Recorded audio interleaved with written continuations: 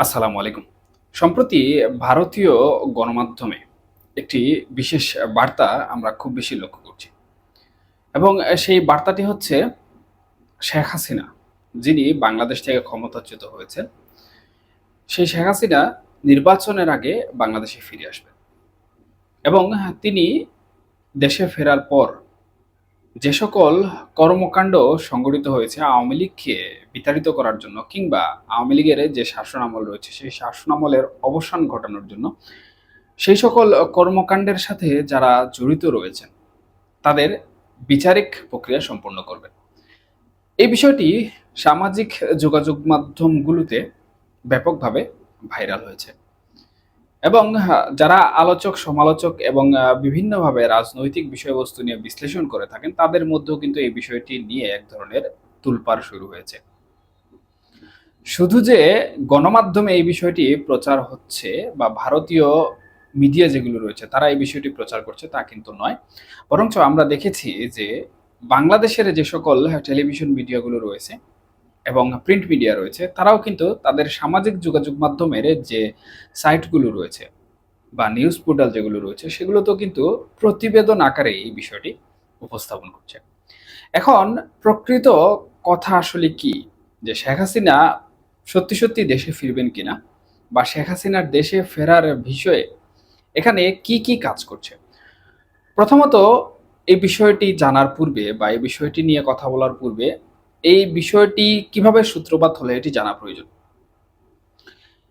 এই বিষয়টি সাধারণত মিডিয়ার নজরে এসেছে ভারতের একজন নাগরিকের সোশ্যাল মিডিয়ায় দেয়া একটি সাক্ষাৎকারে এবং সেই সাক্ষাৎকারে একজন ভারতীয় নাগরিক যিনি নারী এবং রাজনৈতিক অ্যাক্টিভিস্ট, উনি একটি বার্তা গণমাধ্যম কর্মীর প্রশ্নের উত্তরে দিয়েছেন এবং তিনি বলেছেন শেখ হাসিনা বাংলাদেশ থেকে ভারতে অবস্থান করছেন এবং ২-৩ মাসের মধ্যে তিনি দেশে ফিরে যাবেন। উনি প্রসঙ্গগতভাবে আরেকটি বিষয় উল্লেখ করেছেন, সেটি হচ্ছে আমরা কিছুদিন পূর্বে দেখেছিলাম যে শেখ রেহানা, যিনি শেখ হাসিনার বোন, উনিও কিন্তু শেখ হাসিনার স্বার্থে দেশ ছাড়তে বাধ্য হন। তবে উনি সম্প্রতি বাংলাদেশে চলে গিয়েছেন এমনটি দাবি করছেন ভারতীয় সেই রাজনৈতিক অ্যাক্টিভিস্ট বা যার মাধ্যমে এই তথ্যটি গণমাধ্যমে ছড়িয়েছে। উনার দেয়া সাক্ষাৎকারে উনি দাবি করেছেন যে শেখ রেহানা কিছুদিন পূর্বে বাংলাদেশে ঢুকেছেন বা বাংলাদেশে চলে এসেছেন এবং শেখ রেহানা কি অবস্থায় আছেন সেটি উনি জানেন না। তবে উনি যে বাংলাদেশে প্রবেশ করেছেন এই বিষয়ে উনি নিশ্চিত। যদিও বাংলাদেশের এক গণমাধ্যম এই বিষয়টি নিয়ে কথাবার্তা বলেছে, কিন্তু শেখ রেহানা সত্যি সত্যি দেশে এসেছেন কিনা এই বিষয়টি নিয়ে তেমন একটি আলোচনা বা সমালোচনা আমরা লক্ষ্য করিনি। যদিও গণমাধ্যম সমূহ ঢালাওভাবে কিছুটা নিউজ করেছিল বা সামাজিক যোগাযোগ মাধ্যমে যে সকল তথ্য উপাত্ত এসেছে সেগুলোকে অনেকেই গুজব বলে চালিয়ে দিয়েছেন। আবার কেউ কেউ বলছেন এটা পলিটিক্যাল এক ধরনের প্রোপাগান্ডা। যাই হোক, আবার বাংলাদেশের অনেকেই মনে করছেন যে অন্তর্বর্তীকালীন সরকার যেভাবে সাবেক রাষ্ট্রপতি আব্দুল হামিদ সাহেবকে বিদেশে চিকিৎসার জন্য যেতে দিয়েছে, আবার উনি দেশে ফিরেছেন চিকিৎসা শেষ করে। এখানে অন্তর্বর্তীকালীন সরকারের এক প্রকারের চাল রয়েছে বা অন্তর্বর্তীকালীন সরকার মূলত চাচ্ছে যেন আওয়ামী লীগের নেতাকর্মীরা এভাবেই দেশে ফিরে আসে। এটি যদিও সামাজিক যোগাযোগ মাধ্যমের গতানুগতিক একটি পদ্ধতি, যে পক্ষে বিপক্ষে নানা ধরনের মন্তব্য হয়ে থাকে। এই ধরনের মন্তব্য ঘাটাঘাটি করলে আসলে নামে বেনামে অনেক তথ্য উপাত্তই পাওয়া যায়।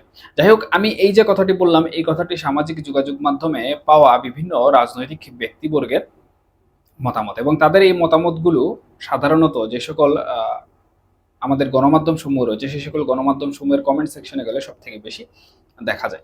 তাহলে কি অন্তর্বর্তীকালীন সরকার কোনোভাবে শেখ রেহানাকে দেশে প্রবেশ করতে সহযোগিতা করেছে কিনা এই প্রশ্নটা কিন্তু ইতিমধ্যে ওঠা শুরু হয়েছে। তবে আমি যতটুকু ঘাটাঘাটি করেছি বা যে সকল তথ্য উপাত্ত সংগ্রহ করতে পেরেছি তাতে আমার কোনোভাবেই মনে হয়নি যে শেখ রেহানা বাংলাদেশে ঢুকেছেন বা বাংলাদেশে চলে এসেছেন। এটি যেভাবেই অনেকে বলছিল যে গুজব বা এক প্রকার গুঞ্জন বা কোনো একটা ইস্যুকে ডাইভার্ট করার একটি পরিকল্পনা, আমি সেই একই বিষয় মনে করছি। কারণ তথ্য প্রমাণ ছাড়া আসলে কোনো কিছু সঠিক কিনা এই বিষয়ে জাজমেন্টে যাওয়া কোনোভাবেই যায় না। তবে ভারতের যে নারী অ্যাক্টিভিস্ট, নারী পলিটিশিয়ান, উনি যেভাবে গণমাধ্যমে সাক্ষাৎকার দিয়েছেন এবং বলেছেন যে শেখ হাসিনা দেশে ফিরবেন, এর সাথে কিন্তু ওবায়দুল কাদের যিনি রয়েছেন আওয়ামী লীগের বর্তমানে সাধারণ সম্পাদক হিসেবে দায়িত্ব পালন করছেন। উনি আনন্দবাজার পত্রিকায় যে একটি সাক্ষাৎকারে দিয়েছেন হোয়াটসঅ্যাপ কলের মাধ্যমে, সেই আনন্দবাজার পত্রিকার সাক্ষাৎকারে কিন্তু উনি স্পষ্টভাবে বলেছেন যে শেখ হাসিনা দেশে ফিরবেন। কিন্তু কবে নাগাদ ফিরবেন এই বিষয়টি কিন্তু উনি নিজেও জানেন না।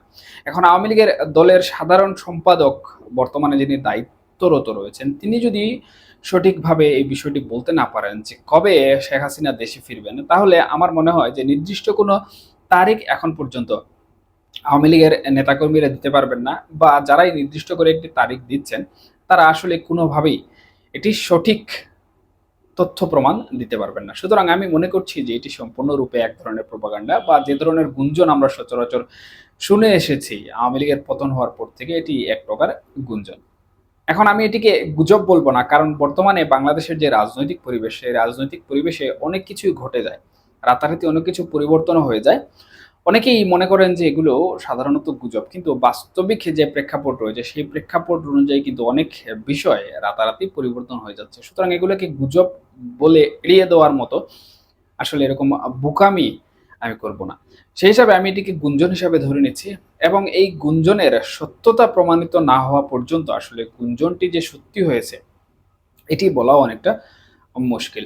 তবে হিসাব যতটুকু মিলেছে বা তথ্য প্রমাণের ভিত্তিতে যতটুকু পাওয়া গেছে, সেখানে আমি একটি বিষয় ক্লিয়ার করতে চাই, সেটি হচ্ছে শেখ রেহানা যিনি রয়েছেন, বা যে দাবি ভারতীয় গণমাধ্যম সমূহ করছে এবং বাংলাদেশের বেশ কিছু গণমাধ্যমে বিষয়টি প্রচার করেছে যে শেখ রেহানা দেশে ঢুকেছেন, এটি সম্পূর্ণ রকমের আমি মনে করব এক ধরনের গুজব। শেখ রেহানা এখন পর্যন্ত দেশে ঢুকেননি। এখানে অন্তর্বর্তীকালীন সরকারও কোনোভাবে আওয়ামী লীগের নেতাকর্মীদের সাহায্য করছে না দেশে ঢোকার জন্য। এটি আমার বর্তমান যে প্রেক্ষাপট রয়েছে সেই প্রেক্ষাপট অনুযায়ী যাচাই বাছাই করে বলা একটি নিজস্ব মতামত। এখন আসছে শেখ হাসিনার দেশে ফেরার যে বিষয়টি, আমার মনে হয় না যে শেখ হাসিনা কোনোভাবে এরকম কোনো পদ্ধতি অবলম্বন করে দেশে ফিরবেন। যদিও উনি দেশে ফিরেন, তাহলে এখানে আন্তর্জাতিক যে রাজনীতি রয়েছে, আন্তর্জাতিক রাজনীতি কাজে লাগাবেন, বাংলাদেশের যে নির্বাচন রয়েছে সেই নির্বাচনকে উনি কাজে লাগাতে পারেন। আমরা যেভাবে সামাজিক যোগাযোগ মাধ্যমে লক্ষ্য করছি যে শেখ হাসিনা দেশে ফিরে এসেই বিচার করা শুরু করবেন, এই বিষয়টি কোনোভাবেই ঘটবে বলে আমি মনে করি না। তবে এখানে প্রধানমন্ত্রী হয়ে শেখ হাসিনা দেশে ফেরার যে বিষয়টি আমরা বিভিন্নভাবে গুঞ্জন হিসেবে পাই, বা আন্তর্জাতিক যে সকল বিষয়বস্তু রয়েছে এই বিষয়বস্তুগুলোর সাথে প্রধানমন্ত্রী হিসেবে ফেরাও কিন্তু অনেকটা জড়িত রয়েছে। যদি এখানে বাংলাদেশ আওয়ামী লীগ তাদের অবস্থান ধরে রাখতে পারে, অর্থাৎ বিগত দিন যেভাবে ক্ষমতায় ছিল সেভাবে যদি ক্ষমতাবান হয়ে আওয়ামী লীগ দেশে ফিরতে পারে, শেখ হাসিনা দেশে ফিরতে পারেন, তাহলে হয়তোবা উনি বিচার কার্য সম্পন্ন করতে পারবেন যেভাবে গুঞ্জন উঠেছে বা শেখ হাসিনা যেভাবে বলছেন।